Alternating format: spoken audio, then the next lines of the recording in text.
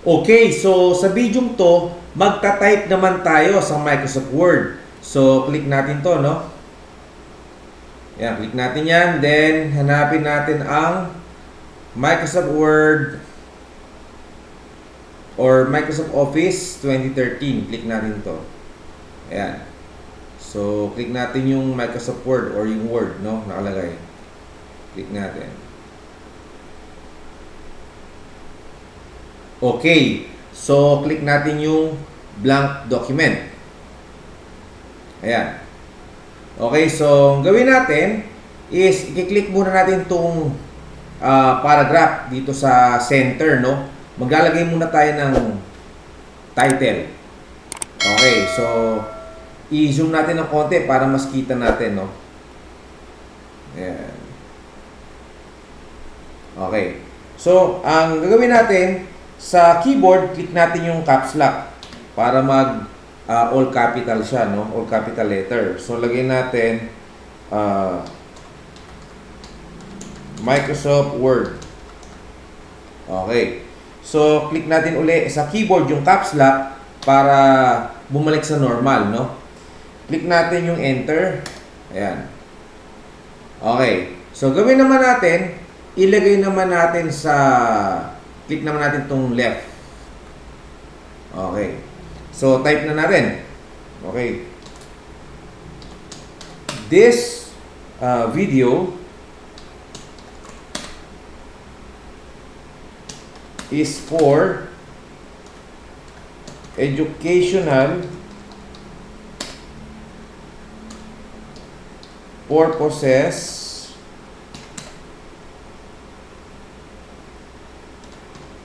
only. Okay? So, lagyan natin. This is a tutorial for Microsoft Word.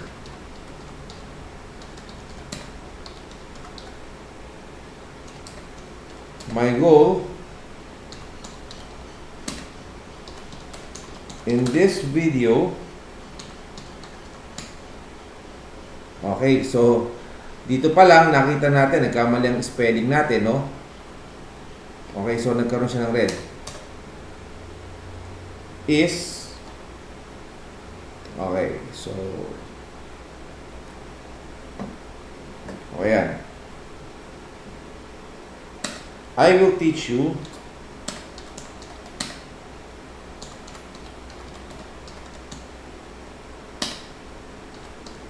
how to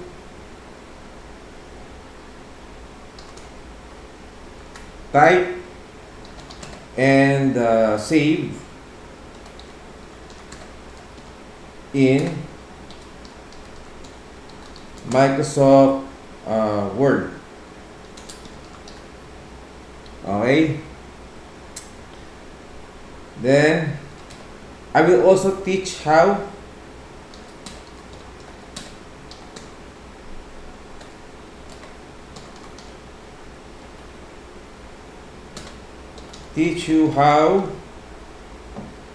okay, so hindi ko na alam kung tama yung grammar natin, no? Pero pagpasensyahan nyo na kung mali yung grammar natin. Okay, so yun. Bahala na kayo. Okay, so how, ano ba nakalagay natin? Okay, nakopya ko lang to eh, no? Nakopya ko lang. Ginawa ko lang yan sa cellphone, then ginakopya ko lang, no? So, I will also teach you how to type and save. Ba, napadoble yata. Napadoble nga. Sabi na nga ba eh. Microsoft Word, in this video, we teach you how to type and save. Ayun, hindi pala napadoble. Okay, napadikit to. And save. Ba, hindi. Oo nga. Go in this video, I will teach you how to type and save in Microsoft Word.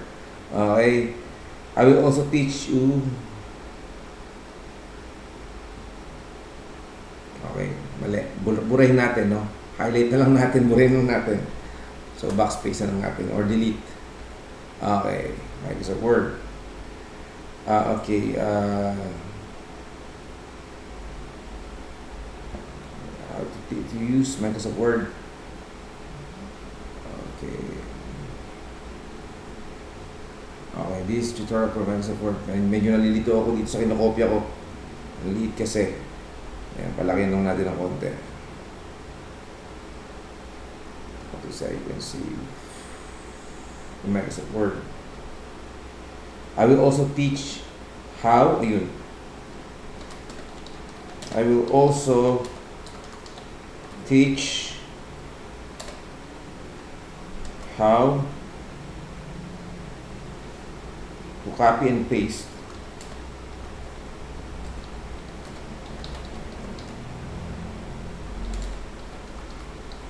create a folder. Create a folder. Microsoft Word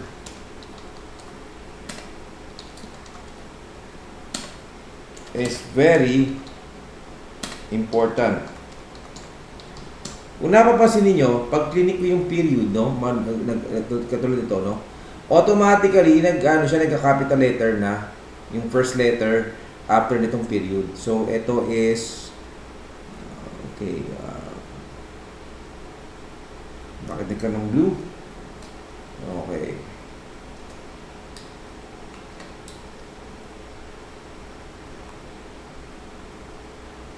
May birong grammar talaga.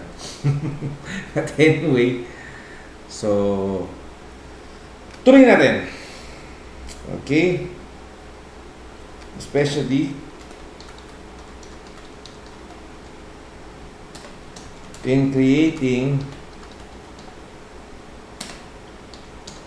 files and folders.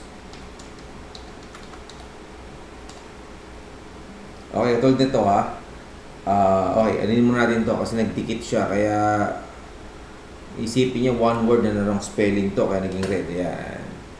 So, click natin to, no?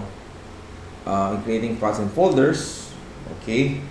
Then, dito after ng period, space ko lang. Then, ano lang ha, ang itatype ko dito is yung small letter lang. So, tingnan yung mangyayari. Actually, pag-click ko ng space bar is nag-capital letter siya. Okay, so ayan, another ano kasi yun kumbaga para bang nakita natin after ng period ano siya nag-capital letter siya. Okay, so tuloy natin.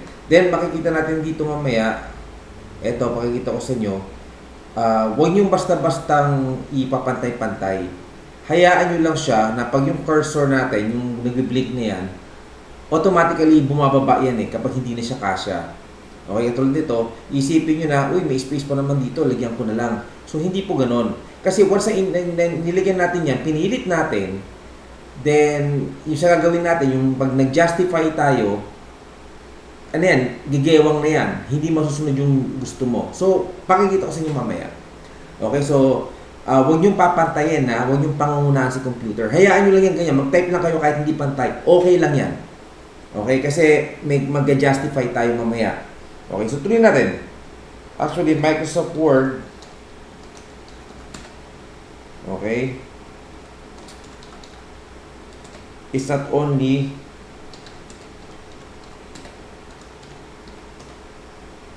okay, for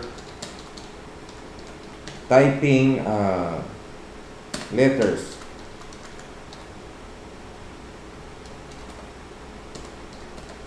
It has many uses. Okay. You can create calendars. Okay. Certificates.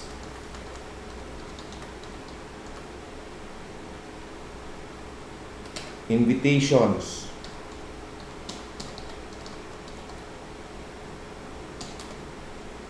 Okay, so and many more. Okay, so pasensya na kayo kung medyo mali yung grammar o bahala na kayo. So, intindihin nyo na lang, di ba? Okay, so ang gagawin naman natin dito is, ang gagawin natin,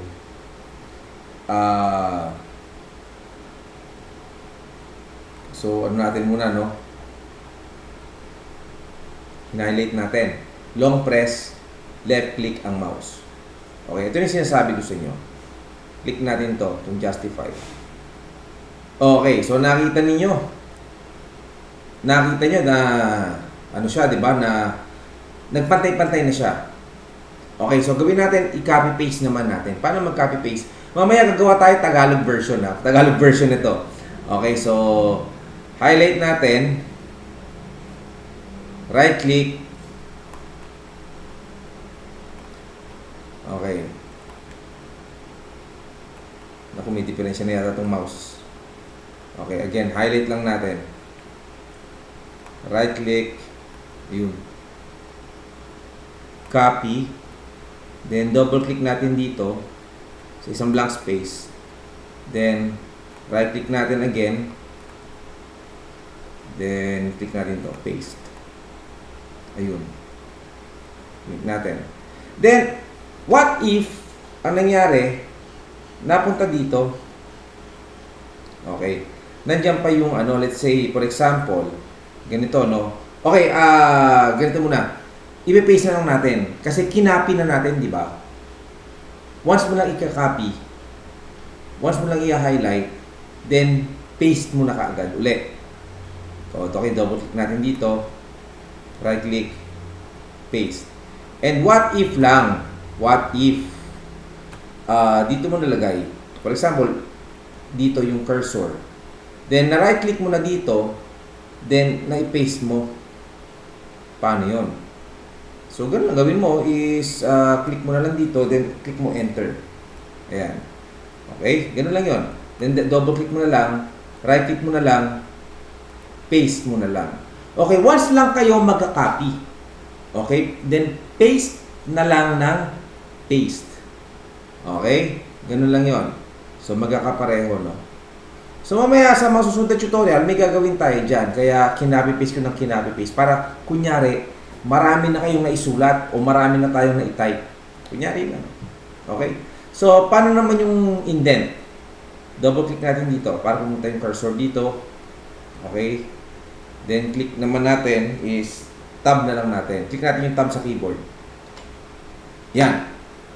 Okay? Now, ito naman yung...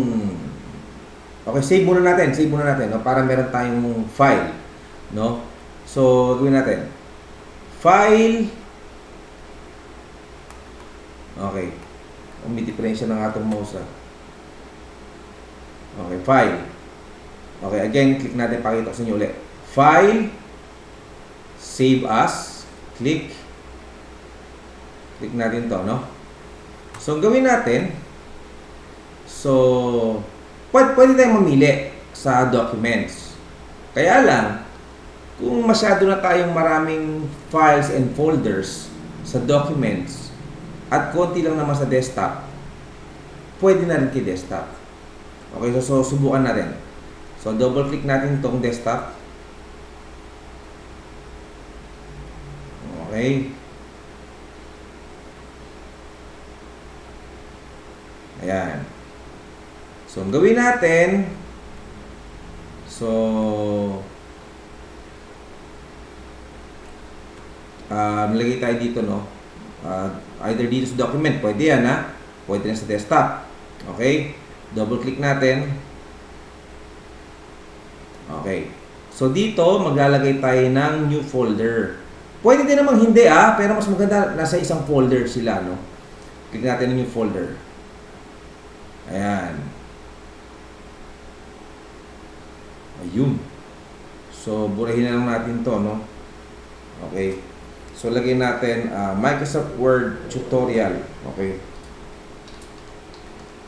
Microsoft Word tutorial. Okay. So, double click natin para pumasok tayo sa folder. Double click. Ayun. So, itong file name, pwede mong palitan. Halimbawa, lagyan mo na lang, kunyari, typing in English. Okay? Typing in English. Okay? So, save natin. Save. Okay. So, may pakikita ako sa inyo. Okay? So, napansin niyo yung title bar, ito yung pinaka-title ng file niyo. Okay? So, siguro, gagawa na ako ng ibang tutorial na ang itatype naman natin is Tagalog, in Tagalog version ito. No? Okay, so hanggang dito na yung ating tutorial. Magkita-kita tayo ulit. So, sunod pang mga tutorial.